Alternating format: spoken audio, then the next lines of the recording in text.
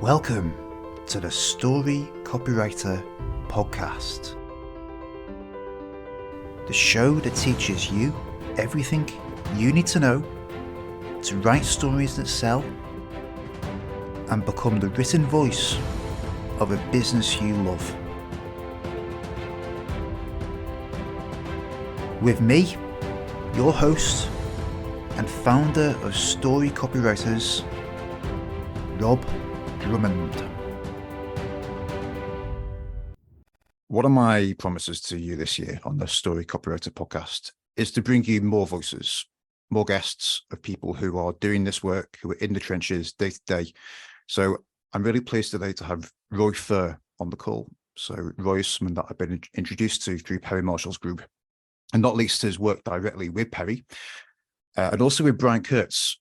And if anyone listening has not heard of Brian, then I think Brian's probably one of the guys who is somehow connected to every major direct response copywriter, dead or alive. He's the man at the hub, and so Roy's worked directly with Brian. So I'm really grateful, Roy, that you've made some time to join us today. Yeah, Rob. Well, thank you so much. I'm excited to come on here and just talk about story selling, talk about marketing, and see what kind of value we can share with your audience. Yes. So the first thing to say is that you're the author of a book called Ultimate Selling Story. Yes. And perhaps before we delve into that, perhaps you could just talk through a slice of your story that explains who you are and what you do today. Okay. So if we go back before I knew what copywriting was and before I knew what direct response marketing was, I graduated college with a degree in psychology and no real intent or vision for my life. And so I got the best job that someone with an undergrad degree in psychology could get, which was full-time with a headset on, answering customer service phone calls for the local natural gas provider, right? So when you didn't pay your gas bill all winter and we came out and we sent somebody out on the first warm day of spring to shut off service so you don't have heat anymore, I was the guy that you called and yelled at and had to counsel you through, getting your service back on. You've definitely had one of those stress balls on your desk to get you through the day. No, but I had books. I had books because I got put on the noon to 9 p.m. shift, and mostly nobody wants to talk to the gas company after 6 or 7 p.m., like after dinner. And so I had a lot of time between calls, and I found a book called The Well-Fed Writer, and it said, there are these people named who call themselves sometimes copywriters or commercial writers who actually get paid to write the words for businesses. And somehow, I knew I liked writing before that, but it never equated that there could be people who write interesting things for business that actually get paid well. Now, he actually disparaged people who were like direct response copywriters. He didn't like it. He said it wasn't a good fit for him. But I'm like, that's an interesting idea that you can actually get paid, not based on the word or based on the time spent, but based on the results you generate. Paid for this. Yeah. And so from there, I found entrepreneurial direct response, and I kind of went down the rabbit hole. And within a couple of months, I got my first marketing job at an IT training publisher and put them on the Inc. magazine list of America's fastest growing businesses. A couple of years later, I launched into full-time freelance direct response and worked with many of the greatest copywriters and marketers in direct response, some amazing people. And, ended up working with Brian Kurtz on his Titans of Direct Response promotion, connecting with Perry Marshall, who's actually from Lincoln, Nebraska, where I'm at right now. And more recently, it's shifted and changed. I do a lot of strategy work now from a higher level, working with companies, but at its core, at the core, copy-driven direct response, really nailing that message, connecting with the audience, it just spoke to me from the beginning, and it continues to speak to me now. There's a quote in your book from Marty Edelston, who was Marty one of the founders of Boardroom? Marty was the founder of Boardroom Inc. He passed away in 2013, I believe. And so Titans of Direct Response was a memorial event for Marty, bringing together all of these people who had been connected to him for a seminar. Yeah. Because there's I think it's a quote from Marty in your book where he's saying about the copy, does it make me vibrate? And that really stood out to me, because it's not about the words, is it? It's about the feeling that you are evoking in people. And surely that is the purpose of telling a story. Absolutely. So I remember writing a piece of copy for a client, and I was excited about the client or about the copy. I thought it was good copy. I went through the whole process, and it was like maybe a 8,000 to 10,000 word sales letter, right? And he converted it to a video sales letter. And I started watching the video sales letter as to review it, right? I started watching it. And this one in particular was kind of doomsday-ish. It was, creating this negative scenario that was going to create a problem that you had to respond to by buying our products. And I noticed those physiological symptoms of anxiety, the racing heartbeat, the shallowness of breath, the little nervousness of my fingers. And that's one type of vibration, right? But it was experiencing a physiological reaction to my own copy as it was being read to me by the client. And I thought, that's it. That's when you really know that maybe the copy gets you very excited. Maybe the copy gets it's the reverse of that anxiousness. It's the excitement. I was reading 2 separate bits of copy today where I thought internally, oh no, I'm going to end up doing this. This is clearly right for me. Like, I need to move things. I need to move some things around financially. They're quite big investments, but yeah, it's that feeling of excitement of like, this is right for the problem that they have identified. This is the right step forward. Absolutely. Yes. And great copy will do that. It doesn't just logically persuade you of something. It creates this emotional reaction. And the only real resolution to the emotion, whether it's excitement about a new opportunity or just agitation around a problem that you're experiencing, the only resolution is getting through to that point where it's like, I need to buy this thing for that, right? I remember reading a piece of copy from Gary Ben-Savinga for the first time, and one of the world's greatest copywriters, worked with Brian, worked with Marty Elston. He retired, but he still has this olive oil business, the Fresh Pressed Olive Oil Club. And I found one of his pieces of copy, and it was about the olive oil that we can buy in the grocery store in the United States and really around the world. And it went through essentially this discovery process of how terrible all the olive oil that we can buy in the store is, and how eventually this is one of those things where, like, I know it's bad, but I don't even know that I want to know how bad it is, because again, I'm going to get this feeling of like, oh, I'm going to have to subscribe to Gary's Club. Exactly. So the only solution is like fresh pressed olive oil sent to you right after it's been pressed, direct from the source. And I remember the feeling at the end of reading that, feeling like I've been doing myself a disservice for my entire life based on the olive oil that I have eaten, that I readily buy from the grocery store. It's a fresh fruit juice that is possibly rancid by the time you buy it, but it's not clear until you have the really nice stuff. Perhaps there's a 2-level thing. There's the copy that gets you really excited and makes you realize that. Then you actually sample the difference and go, and you've got this kind of taste level as well. So perhaps the product kind of lends itself to that experience. Absolutely. And that's I shouldn't even say ideal. Ideal doesn't feel like the right word. It's almost like it should be table stakes, right? That you're going to show up and you're going to have a product that is going to more than fulfill any promises or any kind of expectation that you're going to make in the copy. So you get someone expecting some like grand experience, and if that olive oil isn't significantly better, right? Like then it's got to stack up to the marketing. The marketing can't just be fluff without any substance behind it. Absolutely. And so the best marketing, and speaking to the whole story aspect, the best marketing is marketing where you're able to tell a true story, right? That gets someone excited in that way, that makes them vibrate in that way, that you're finding the truth about the product, the service, whatever it is, that makes it this completely irresistible offer.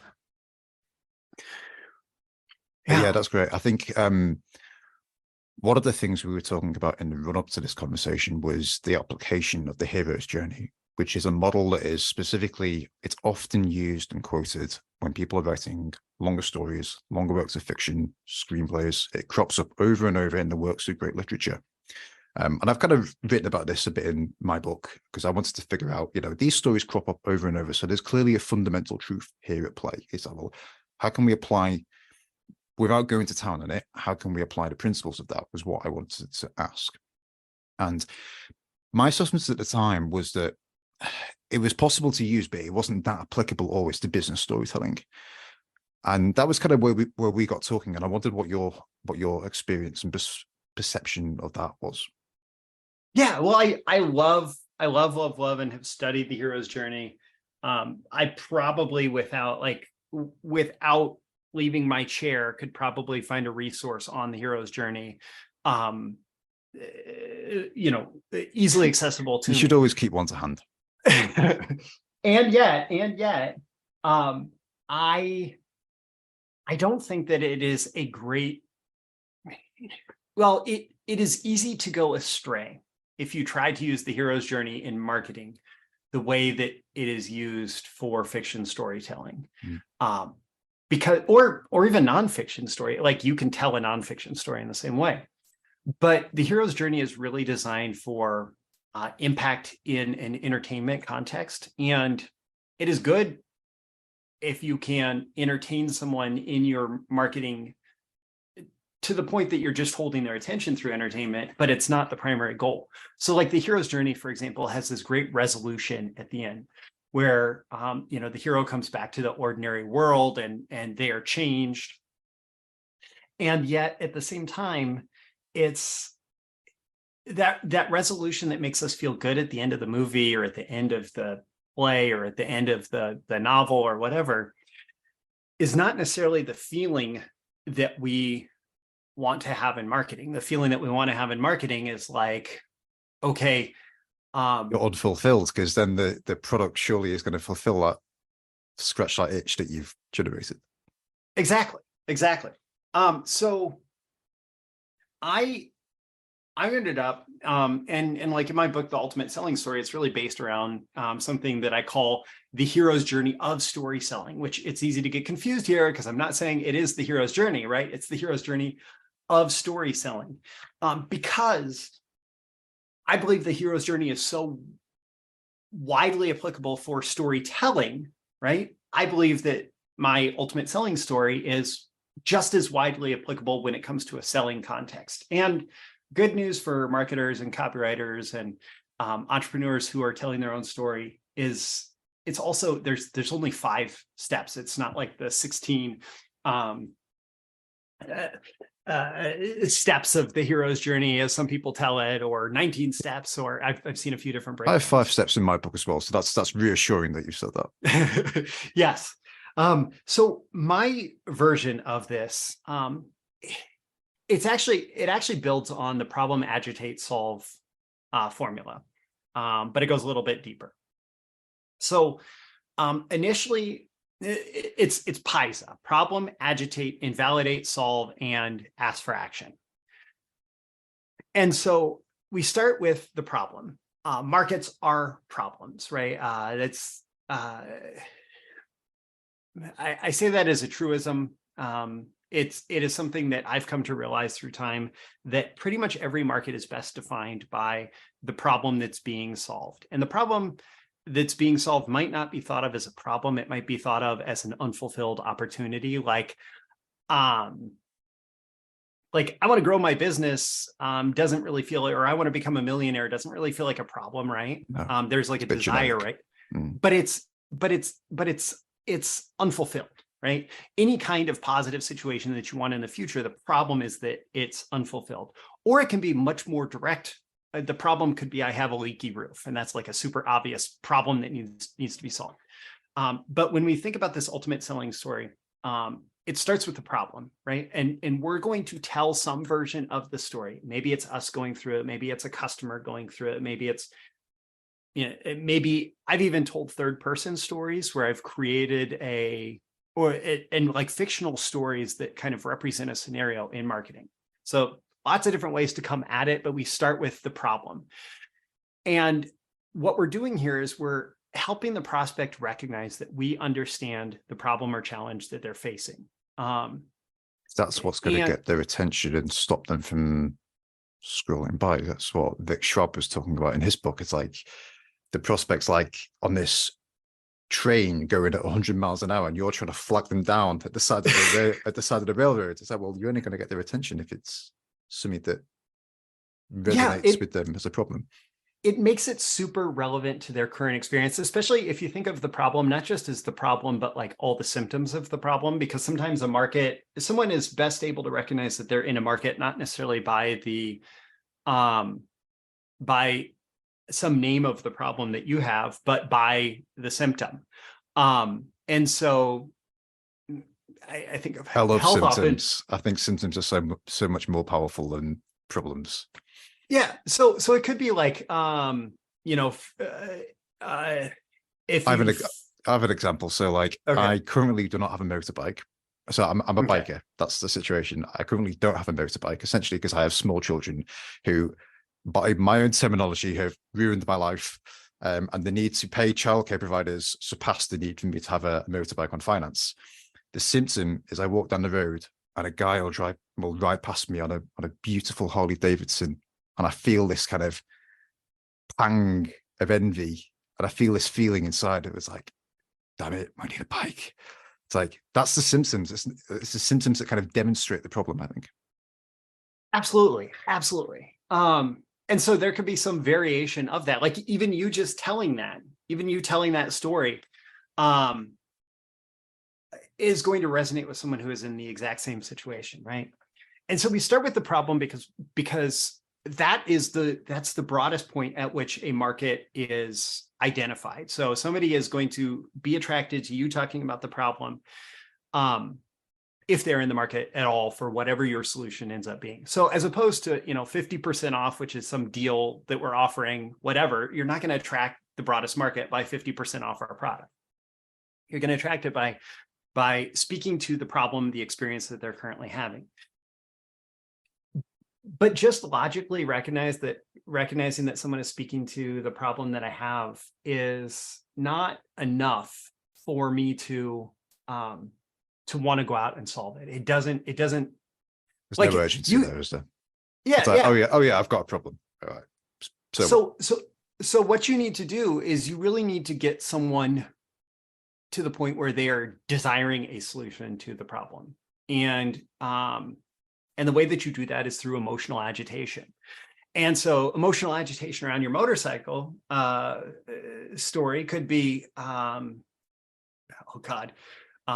we can play into the all the masculinity archetypes and stereotypes. Like, do you even feel like a real man when you're pushing the pram instead of riding a motorbike?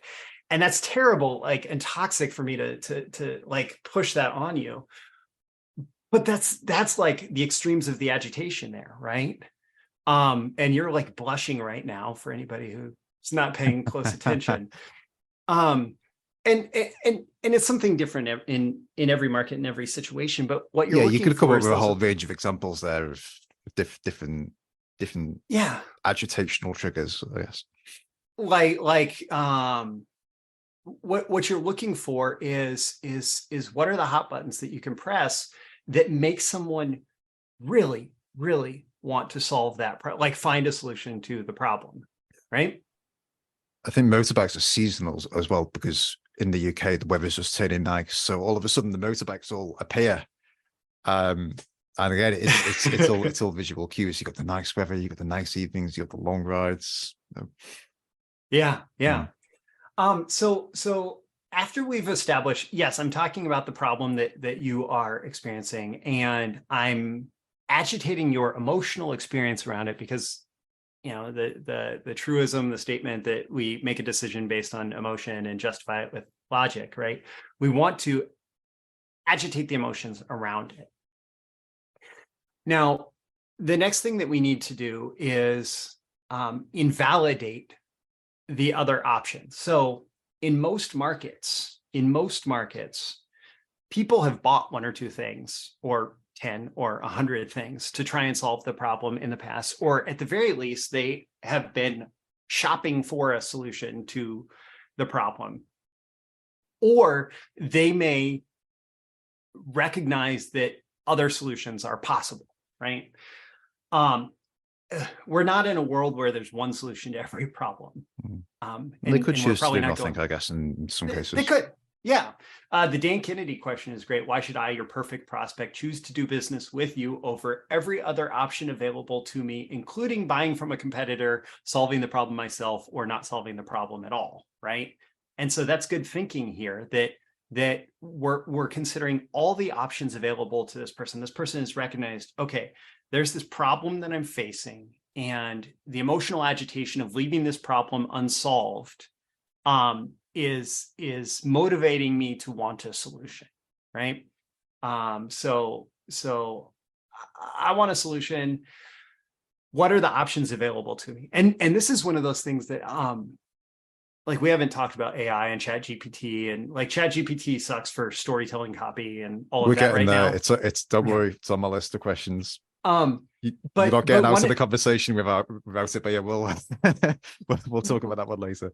One of the things that you can get into is like, if I'm looking to solve this problem, what are the options available to me, right? And you can very quickly do some market research there.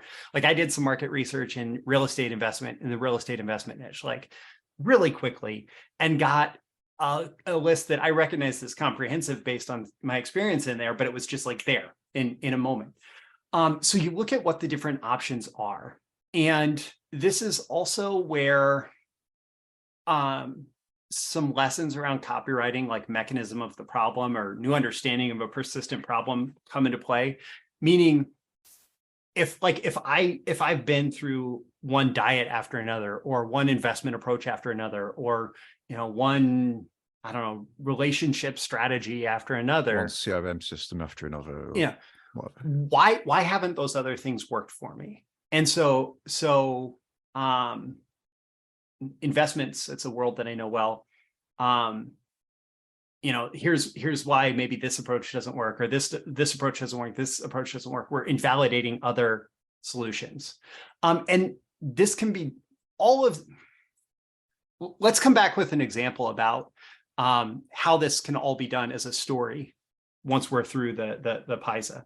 So we're invalidating other solutions. And then what we do is we define what the buying criteria are for an ideal solution. So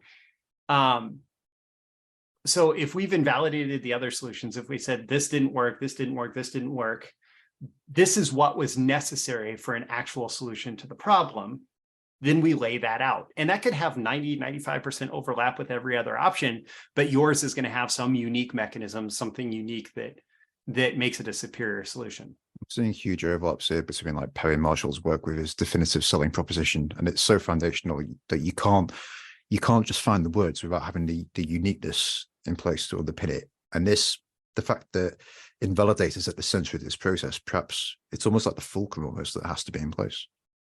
Yeah, it really is, because that's like, ultimately you could go motivate people to solve a problem. I heard recently that all the beer ads that play during the Super Bowl, beer advertisers, beer companies will admit that there are no minds changed about like what beer is going to be bought because of the Super Bowl, but people will buy more beer because of all the beer that's advertised during the Super Bowl. It does make you want to go and drink, like it does. Yeah. But in the context of direct response, we don't want to just feed a bunch of customers to our competitors. we want people to buy our solution. So we have to invalidate the other options available. Then we define what the ideal solution is. That's the solve or solution part. And then ask for action. Or if we're just telling a story, we could just talk about the action that we took, but that's going to set up. And now we're creating an opportunity for you to do this. So if I can continue with a quick example here, I was talking to a client. I was doing a quick copy review service for them, and he had this great, like, in the real estate investment space, there are certain deals that need a very specific type of financing, where it's like there are 3 people involved instead of just 2, and one person only owns the property for like a day, right? So they need super short-term financing to cover the transaction, but they're going to pay it back in a day anyway, right? And this guy was getting into the real estate investment business and wanted to do that type of deals. It could be a great way to make like a fast paycheck and then not have any of the responsibility of property ownership or anything like that. So he wanted to do those type of deals. And he was very excited about it, but he couldn't make any deals happen. And so the problem was he wanted to profit from this particular type of deal in real estate. The agitation was that every time he got close to having a deal, the fact that he didn't have this funding available was just a barrier to finalizing any of the deals. So he wasn't able to close any deals. He wasn't able to make any money in the real estate business. And he saw these deals like ready to take place, but he wasn't getting paid because of that, right? And so he went looking for whatever funding sources were available. You know, you can't go to a mortgage company and get this type of loan. There's a lot of people who may be in your network, maybe don't understand this and don't want to put the money into these loans. It's perceived as risky or a weird transaction. A traditional bank isn't going to give you any other type of loan for this. And so all of the traditional solutions there were invalid, right? And then he found somebody who was able to make this type. He was actually approached by someone who was able to make this type of bridge loan and said, this is what you need, right? And I can provide it to you. And so the solution was this type of bridge loan. And then he was able to do that deal, and he was able to do a lot of other deals, right? And then the particular product that was being sold in this piece of copy that I was talking to him about was actually like a funding service, right? Like, we provide funding. We show you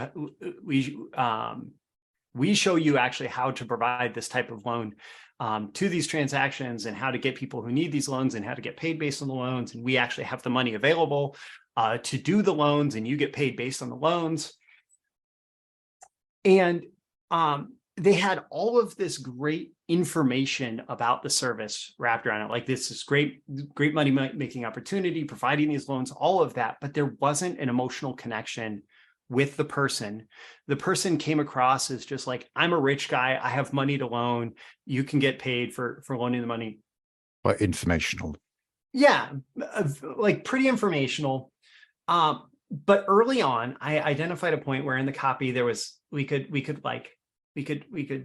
stick this in there, and he didn't even have this story told. I basically went through that story with him, and I said, I'm just going to guess. And I went through my PAISA formula. I'm just going to guess.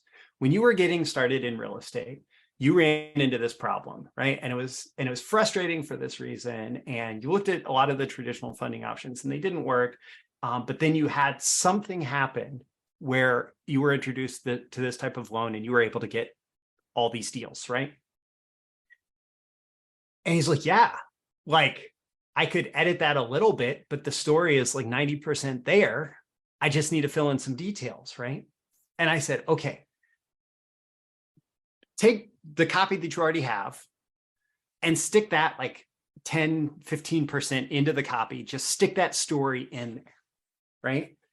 And it worked. The promo worked particularly well, because in this case, we were identifying his origin story for this particular type of product or this particular need. And it made it so much more compelling. It made everything around it so much more compelling to, instead of him being a rich guy with this money to lend, he was this guy that was in a situation like you were, trying to get started in real estate and needed this source of money to lend. And now, because he's had so much success, he's able to pass that on to you, right? And it completely transformed the copy. And that's great, because like you didn't even like rewrite the whole thing. It's not like you came in and just, you know, picked a completely different set of words. You just, in a sense, reorganized and moved the bulk of the copy as it was, further down. Yeah. Which is great. And actually, I don't do this all the time, but and I don't remember the exact promotion, but we connected through Perry Marshall, and I often do copy reviews for Perry Marshall. And I specifically remember one of his promotions.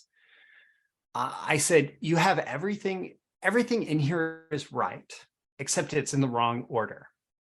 And I like highlighted one huge chunk and I said, this is the problem. I highlighted another part and I said, this is the agitation, this is the invalidation, this is the solution, and this is asking for action. And so this was the entire structure of the copy.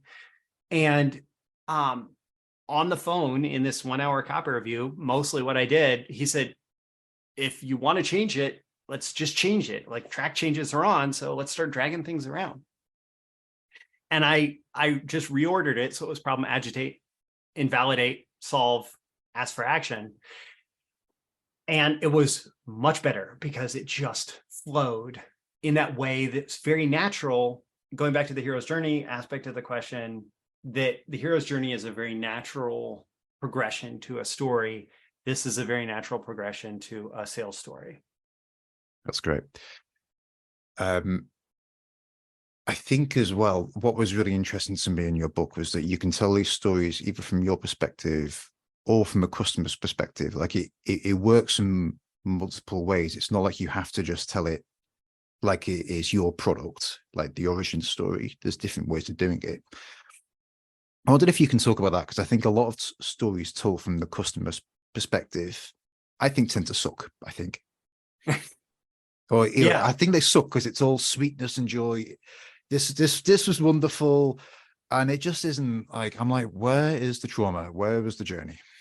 Yeah. Okay. So I want to get to that, but I want to take a little bit of a left turn first, like a little side road first. One of the things, just in studying the hero's journey, I don't know if you know the book, The Hero's. Actually, it's an audio program, but it's available through Audible as if it's an audiobook. It's called The Hero's Two Journeys by, I think, Michael Haig and Christopher Vogler, who are Hollywood screenwriters. And they made the point in that program that the hero's journey is not very compelling if we just look at the external aspects of the journey. Like, if we can write a story that is based on the external aspects of the story, and that's not nearly as compelling as the same, three-dimensional external world events, but then having a view into how the character themselves changed as a result of the journey. And so, like, in my PAISA formula, right, a big part of it is this like agitation, this like, oh, I have to solve this problem. And the invalidation, I looked for good solutions, but I couldn't find one, right?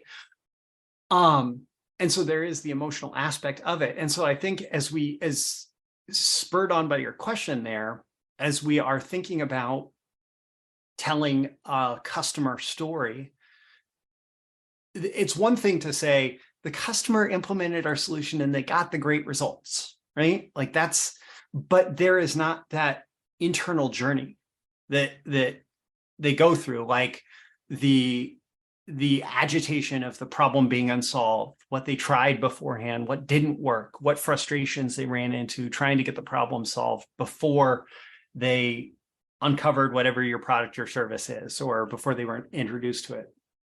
And so, like, when I do a testimonial video with people, and they tend to be longer, but this is one of the places where I use this frequently. And whether you would use it in its entirety, or whether you would use it in lots of different ways, this is still a good way to approach having these kinds of conversations with customers. When I do a testimonial video with people, I will actually structure my questions for that based on, what kind of challenges were you running into before you came to me, right? Like what actually led you to seek out the help? Yeah. And so it's what was life like before? And that is kind of part of the hero's journey, right? Like, what was life like before? But then you're going to find that there were the symptoms again, right? Like the symptoms of the problem. And so you're going to want to identify that. Okay. And then why did you decide that like you really need to go reach out for help? So we're looking for agitation. We're looking for what made you decide you really wanted to solve that problem. And then what other solutions did you look at? What other solutions did you try? Did you try to solve the problem yourself? Did you try to just put off solving the problem? Why didn't that work out? Why did you continue to pursue a solution? Okay, now what about this particular solution was so appealing to you? Like, why did this one make so much sense to you, right? And so we're getting all this information by talking to the customer. And then what action did you take? Well, when you're telling the customer story, usually it ends up being they made the brilliant decision of buying your product or service, right? But suddenly you have this like internal and external journey of running into the challenge, feeling like they needed to solve the problem, maybe struggling to find a good solution to the problem, and then identifying your solution as ideal and implementing it. And then you have the results. And you can take that. That's a case study. You want to write a case study? Use that formula, right? You can ask sounds those so questions obvious when you're saying it, but I think people are so trained to go straight to solutions. Like the language in marketing has been very much solution based. So it's like you have to have this formula, because without the formula, you'll skip over the problem or skip over the agitate. Yeah. I mean, well, people buy because of problems. People don't buy because of solutions, right? And maybe in different markets, you're going to choose your language a little bit differently. Like in direct response, like we really like to poke and prod and twist the knife a little bit. But I've certainly worked in plenty of other markets where you more have to hint at the agitation. Or one of the great things that a customer story does is, instead of me like promising you, if you implement this solution, you get this result, you can do something that's both more persuasive and more compliant for ad networks and things that rely on compliance. You can tell someone else's journey of going through that story, of overcoming the problems or challenge and getting the solution.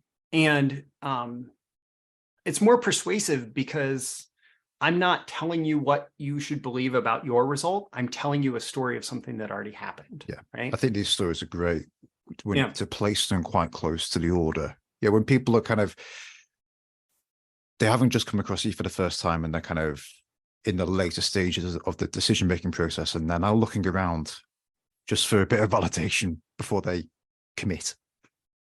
Yeah. Yeah. So these can be excellent there, where you're just reinforcing. They can also be excellent just at the very beginning of the funnel, the top of funnel, or to bring people back into the funnel with retargeting, remarketing. That's a great place where different types of testimonials and case studies are used to reinforce the buying decision. But it's extra compliant because it doesn't involve making promises. It just involves saying, this is something that, here's a story that of something that happened. It's safe ground. Yeah. Yeah. And of course you want it to be true.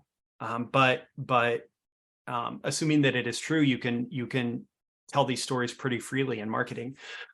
I really think, anybody that's a little hesitant about talking about problems, talking about emotional agitation, one of the great things that story selling does is it allows you to get into that, to like wade into that territory without like forcing it. It's not poking people in the head and saying, you have this problem. These are the symptoms of the problem. It's just reframing it into a story where people can imagine being in that, but it's less personal. Yeah, yeah. And so if I'm talking about me going through that, or if I'm talking about a client of mine going through that, I mean, I worked with a guy who's a physical therapist in the Bay Area in California, and he had these just incredible stories of, like, there was a woman who got carried into his office by her husband because she literally couldn't move. And it took them like 20 minutes to get into the office just because they had to be so careful. They had to pause, they had to, like, all of that. And so clear problem, right? And agitation, like, could talk about this woman like she was a grandma. She couldn't really spend quality time with her grandkids, like various agitations around that, right? And then she had gone to other physical therapists. Her doctors had prescribed drugs, like had gone through all the traditional routes, right? So there's invalidation, right? And then this guy in particular looks at something that's been referred to as anatomy trains. And it's basically this observation that we're connected, especially like in our posterior chain, we're connected with muscles and tendons and all of that from the top of our head down to the soles of our feet, right? And he identified that many times these problems appear in places where the cause, like the symptoms appear separate from the cause for their location in the body. And so what he does with clients is he spends the first 30 minutes to an hour with them just identifying not where the symptoms are, but where the cause is, right? And so we're defining an ideal solution. And then from there, he's able to work with you on addressing the cause of the pain. And then the story is that this woman, and now she walks in and out of the office and she still sees him, but like the pain is almost gone and she just keeps getting better and better. And she's able to move and she's able to play with her grandkids again. And he was able to write this like from the perspective of somebody who is a doctor of physical therapy without it being over the top. Like, he had tried some more over the top direct response copy, and he was able to like turn it down to feel more like an article where he introduced this woman and her story. Like, it feels like a compelling article. And it was so effective that he actually stopped running paid advertising because this thing was still just giving him so many clients. When you get the right message, it just kind of runs by itself. It's like, yeah, when it clicks, when it really clicks and you get traction with it, and then suddenly you don't need to fund the Facebook Christmas party to bankroll it because it just works. Yeah. And I guess that's yet another example of somebody you might focus on physical therapy that targets that, that will get you pain-free or whatever, right? Like, or, this woman is pain-free now. And yeah, that's an important component of it, right? You might want to telegraph a little bit. That's a term for like promising what's coming in the end of the story, right? You might want to telegraph a little bit that she became pain-free. And that could be like in the headline even, right? How she went from being carried into my office to being to walking in and out pain-free. And now playing happily with her grandkids in the backyard, right? But then you go back to that moment where she was carried into the office for the first time. And that's a great example of just telling. And I guess what I want to say here, the media you choose can go a long way to allowing you to use some of these approaches in ways that are very beneficial. So if you write it like a blog post or like an article, like this particular one was being run on a news site where you could actually do paid placements on a news website, a regional news website. And so it came across like an article, right? And even though it was labeled as advertisement, right? It was an advertorial. And it came across as an article about this woman going through this experience and the success that she had and how she's now living her life with a whole lot less pain, or now pain-free. And if like that's a very normal news article. I Somebody had often this. quote Howard Gossage, who said that people read whatever interests them, and sometimes that's an ad. Absolutely. Yeah. Yeah. So embrace that if you do it the right way, you can talk about problems. You can talk about agitation. Yeah. Yeah.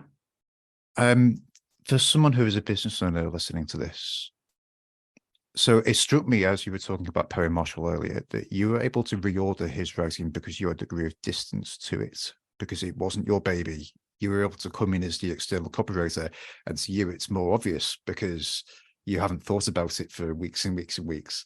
So for a business owner, should they be doing their own copy? Or what are the situations at which points you might bring in an external writer? Yeah. Well, there are a ton of different factors. One thing that I'll find, like I have a very favorite book on marketing that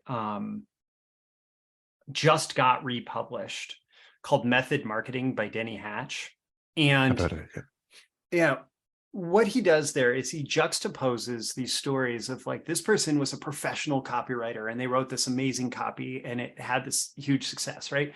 But then this person had never written a piece of copy in their life and they wrote this thing and it had this huge success, right? And one huge advantage that business owners have is like, all your own stories, your customer stories, all of those. the raw materials are all there at hand. Yeah. And so sometimes a business owner will struggle to find a copywriter that can do any better than them.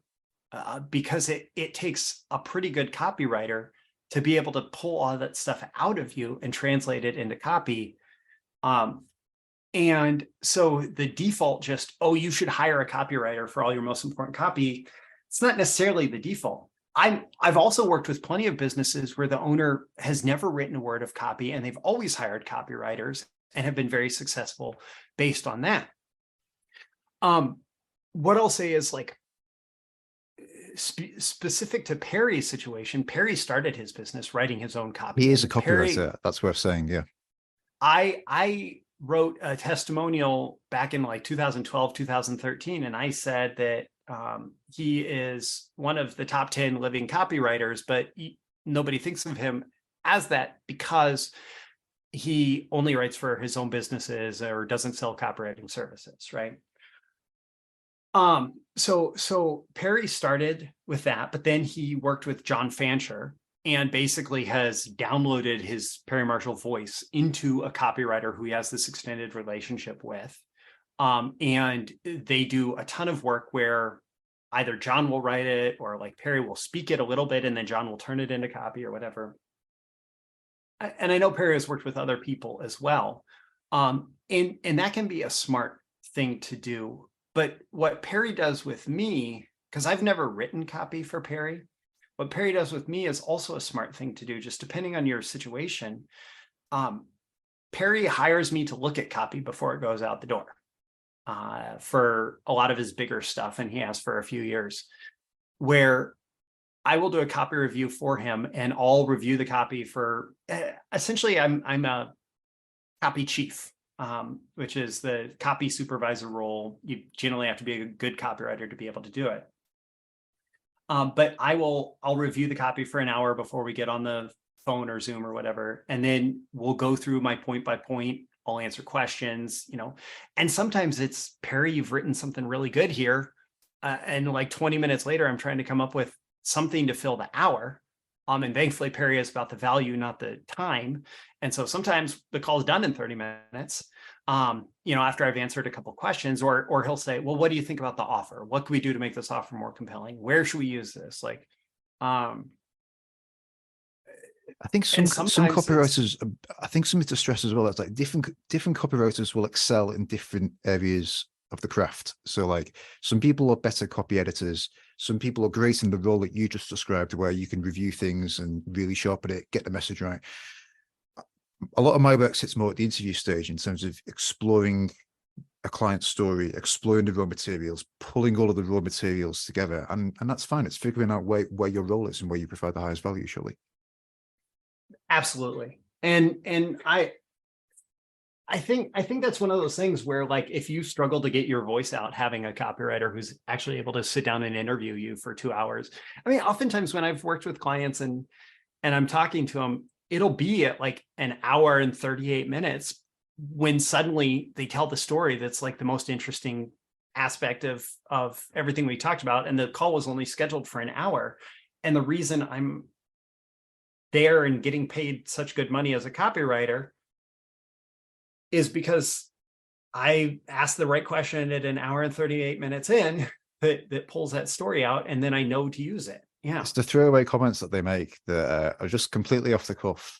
And I record all phone calls with my clients just because I know that if the second I don't record, they're going to tell me something that's critically important. And if I don't write it, well, it's too late then. If I haven't recorded it, it's too late. Yeah, absolutely. And then you can transcribe it, and you have some rough copy that you can use and move around and edit to make into something final. Yeah. Let's just talk quickly about ChatGPT then. Where do you see things going with this? Because I think my stance essentially is I am walking into this rather than running. I do think it's going to significantly change some parts of the game. I see definitely some kind of efficiency gains at the moment in terms of research, at the moment in terms of, I quite like the idea of asking it to critique a piece of work. Sometimes that seems like an interesting application, but I wondered what you were kind of doing with it, if anything. All right, so I want to talk about where I see it going on like a long-term basis first. I also want to talk about where I see it's at right now. And it's something that I've talked to a lot of folks about. And so on a long-term basis, like just kind of the inevitable thing, and I don't even know what happens to marketers at this point. There will come a day, unless humans shut down progress, where we can basically come up with an offer. And we say, target this group of people for this offer and write a compelling, and it may do all the work of like telling us to tell its stories and all of that stuff, right? But then the actual customer experience is like somebody clicks on an ad, and based on the data that exists on them, they land on a landing page that has an embedded video sales letter that is being generated dynamically based on the behavioral data of that customer to speak to their hot buttons, and that is able to do everything to persuade that person to buy the product, and is able to do it on a personalized basis and generate it on the fly, and the voice is generated on the fly. A face-to-face interaction, because if it's a face-to-face discussion, you would customize it based on the person that you were speaking to. Yeah. And in fact, there who knows, there could actually be this like weird face-to-face thing, and the video could be generated based on some images of the person, et cetera. But I still think that that's quite a long ways off. And I don't know what the future looks like beyond that, right? For marketers, et cetera. Right now, though, we're nowhere close to it. Right now, I like to think of it as a sometimes frustrating junior copywriter, but who can do all the work part very quickly, right? So working with a junior copywriter, you can ask them to do a bunch of research, and they can usually gather a bunch of research, and you might even have to check to make sure that research is right, because sometimes they gather the wrong things, et cetera, right? But it's still like they can do a bunch of research for you, where you just say, I want this research, and they do the research, and you get the research back. Also, I want a draft of this thing, and they'll do a draft, and sometimes it'll be terrible, sometimes it'll be good. But one of the things that you realize in working with junior copywriters, and the lesson has a parallel, is that the better you are at telling them what you want and giving them instructions for what you expect, and the better reference you give them, the better output they're going to give you. And so a lot of what is possible with ChatGPT right now is about your thinking going into it, your process going into it, and any kind of AI, generative AI like that. It's about your thinking and your process going into it, and asking for the right things, learning how to ask for the right things. But then the other role, if you are the senior copywriter, is You have to fact check. You have to make sure that it is as good as you wanted it to be. You are ultimately responsible for the final product, right? And so I'm doing all sorts of things with it, including like generating content for a book. I used it for brainstorming titles for a podcast episode. That's right? a great Like, application. Yeah. And it's good at that. Yeah, I said, this is what I want and I didn't actually use one of the 10 versions it gave me, but it gave me 10 versions, so it gave me something to react to. And actually one of the quickest, it is so much easier to edit something in front of you than to create the original. Yeah. And so it can take away the blank page pretty darn fast. Yeah. And also just one more reference. I actually went through the whole PAISA formula for the real estate investment product recently with ChatGPT. And I said, what are common problems that people run into if they want to get started in real estate investing? What is the emotional agitation when people struggle to get started in real estate investing? What are some of the solutions that people find that don't work as well as they hoped in real estate investing, right? Like I just went through the whole process, and it was pretty good. I never used any of that for the copy, but it was like a good thinking process to go through, and expedited tremendously by using ChatGPT for it. I agree. I think it's a great sounding board. I think it's interesting. I definitely resonated with what you're saying about managing a junior copywriter. And my worry is that I'm going to spend more time managing and training the junior copywriter, and I will lose. There's a net loss of time. Currently. Well, I think that that's absolutely true. As you're getting started, you should expect a net loss of time. What starts to happen is you start to recognize what better prompts look like, what better requests look like, and you can get better at asking for what you want. And then the time lost initially is more than made up for down the road, because you repeat the same prompts. So if you think of every request as brand new, there will continue to be lost time. But if you think in terms of like, what do I learn from each one and what can be reused and recycled, it can increase efficiency. Yeah. It is also great for, hey, can you rewrite this, but in half the length? Can you repurpose it to a LinkedIn ad and add emojis? Yeah. So there's lots of different contexts where you can just play around with it and get a lot of useful results. As long as you remember, you ultimately, at this point at least, are responsible for the output and making sure that it does what you need it to do. The book stops with you. Yeah. Yeah. I love that saying. Yeah. Just before we wrap up, I've had motorbikes on the brain for the last 40 minutes. And I think the better agitate problem is that my dad also rides a bike. My dad is in active retirement, but he's not going to be riding bikes forever. So every year that goes past where he is riding, I am not riding, that is a year lost of Drummond motorbiking holidays. It's like, that is a much stronger agitation, because I'm going to regret that, in 10 years, 15 years, when he's not actively riding anymore. I'm going to regret that. I'm going to think, there's times there where I should have had a bike. Yeah. It took me a while to get there. It was only when you were talking through that story about the medical professional who had the patient carried in. I thought, yeah.